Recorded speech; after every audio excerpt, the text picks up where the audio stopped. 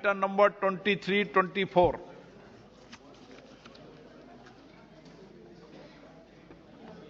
अनुदानों की अनुरक्त मांगों, अतिरिक्त अनुदानों की मांगों के संबंध में शून्यकाल माननीय मंत्री जी के जवाब के बाद शून्यकाल होगा। Shrimati Mahua Moitra. Honorable Speaker, sir, on behalf of my party, the All India Trinamool Congress, I rise to speak on the additional demand for grants 22-23. I begin by quoting the author Jonathan Swift. As the vilest writer has his readers, so the greatest liar has his believers. And it often happens that if a lie be believed for only 1 hour, it has done its work. Falsehood flies and truth comes limping after it. This government has us believe every February that this country's economy is going great guns. We are the fastest growing, most efficient global player. Everyone is getting employment, we're getting gas cylinders, we're getting electricity, we're getting pakka houses. This falsehood flies for about 8 to 10 months and then the truth comes limping after it. And now we are in December and the government says it needs another 3.26 lakh crores of additional funds over and above the budget estimate. The government and the ruling party coined the term pappu. You use it to denigrate, to signify extreme incompetence. Let me use the next few minutes to point out what the data, the statistics tell us as to who the actual pappu really is. NSO numbers were out yesterday. Industrial output has shrunk by 4% in October to a 26-month low. The manufacturing sector contracted 5.6%. Manufacturing is still the biggest generator of jobs. 17 of the industry sectors that make up the index of industrial production have recorded negative growth rates. Forex reserves have fallen by $72 billion in under a year.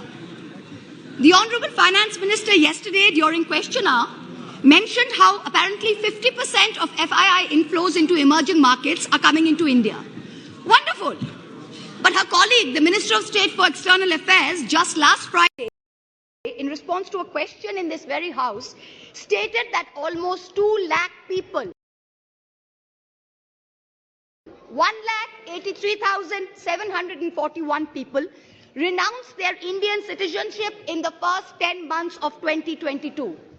This exodus in 2022 takes the total number of Indians renouncing Indian citizenship under this government in the past 9 years since 2014 to over 12.5 lakh people. This year has already seen more people giving up Indian citizenship than any single given year. High net worth individuals are willing to pay up to $1 million to get citizenship of Portugal, of St. Kitts, of Greece.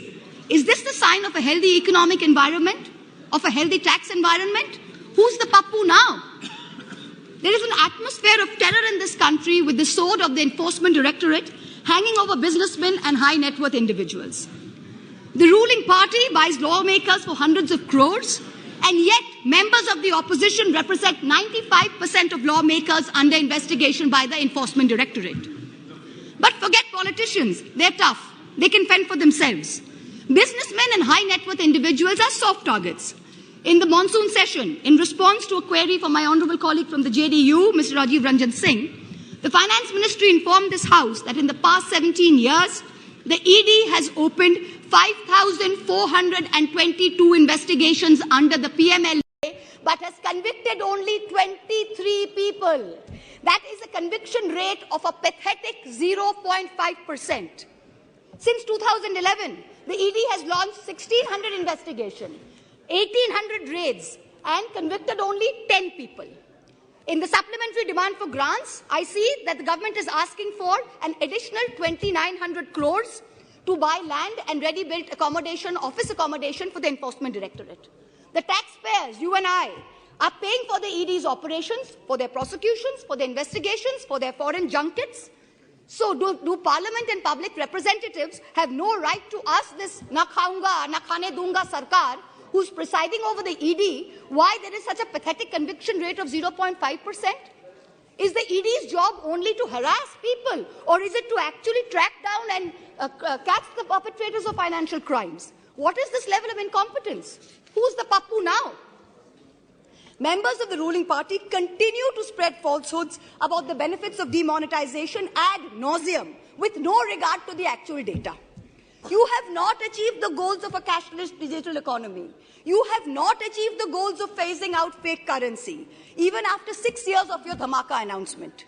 Currency in circulation has doubled from 18 lakh crores in November 2016 to 32 lakh crores in November 22. Cash management company CMS's cash index for ATM hit an all-time high this Diwali. Cash is still king. Demonetization did not achieve any of the 3 targets. Who's the pappu now? I've been reviewing the demand for additional grants, and there are various items in it that are shocking. From a total subsidy request of 1,09,000 crores in March, the Department of Fertilizers has asked for an equal amount in the supplementary request.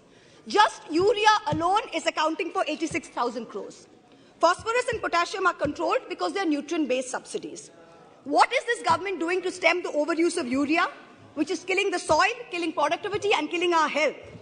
What the soil needs is balanced use of fertilizers. Bengal has been promoting a balanced fertilizer blend of major fertilizers. And now we are suffering because the center is starving us of the most popular mix of NPK, which is the basal application for potato. During November 22, Bengal asked for a certain amount, and only 33% of our demand for balanced fertilizers was met by the center.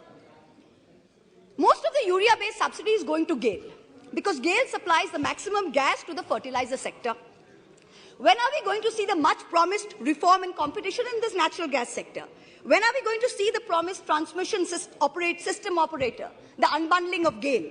Is the government hiding and protecting GAIL under the garb of providing urea subsidies to people? Nearly 2,000 crores supplementary demand is for large industry, whereas only 233 crores is for the MSME sector. But the MSME sector accounts for 90% of jobs in the industrial sector. These are very distorted priorities. About 45,000 crores demand is for Manrega and other rural employment schemes. This is far too little, far too late. The rural sector accounts for nearly 2/3 of employment in this country. Field reports suggest that only a very small fraction of rural households are getting Manrega jobs. That too, not more than 30 to 40 days instead of the assured 100 days. That too, there's a 3 to 4 week lag in wage payment simply because there is inadequate allocation of funds. There is also no supplementary demand for subsidized food delivery under PDS. There's an overall anti-poor bias in the supplementary demand for grants. BSNL is being provided, this is very interesting, BSNL is being provided a viability gap funding of 18,000 crores for rural wireline operations. Prima facie, I don't have a problem with this. But if the government of India wants to keep giving BSNL viability gap funding, it is also giving it free spectrum worth 30,000 crores. Then why not make BSNL free roaming rural for everybody? If I'm not a BSNL user, I'm an Airtel user. I am paying for BSNL's free spectrum. It is not only BSNL subscribers who are paying for it. So if Airtel has poor network in a rural area, why can my phone not latch on to BSNL? Taxpayers are paying for this. Make it free for all in rural areas. The supplementary demand for grants will amount to an additional expenditure of about 4.36 lakh crores. This is going to raise the fiscal deficit above the target that you mentioned in the budget. So what is the government's additional revenue mobilization measures, especially non-tax revenue, that is going to make up the additional expenditure so we stay within the fiscal demand targets, fiscal deficit target? The Honorable Finance Minister yesterday stood in this House and she likened us, the opposition, to Videsh ka dushman. And she said, we have Jalan ka bhavna at India's growth. I stand here today to tell the Honorable Minister, wherever she may be, to tell this government, to tell this ruling party, that all of us here have given up our lives, our youth, our jivon, our jobon, as it were, to dedicate ourselves to the service of this great land, to the service of its people. We represent the farthest corners of this country, from Karimpur to Kutch, from Katgodam to Kasargod. It is our inalienable right to ask the questions of this government. It is our right to question your incompetence. And it is this government's Raj Dharma that should make the treasury benches sit down, listen to our voices, and not react like the proverbial khisyani billi. It requires enormous courage and tenacity to simply stand up here and speak the truth, and we are doing it. In contrast, the ruling party is moving from one incendiary issue to another, from the division of Bengal into North and South, to the Citizenship Amendment Bill, to releasing convicted lifetime murderers and rapists just before an election, to openly trying to challenge the judiciary into submission.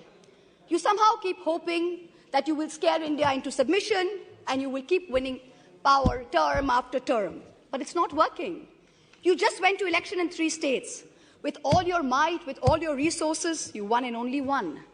The president of the ruling party could not hold on to his own home state. Who's the pappu now?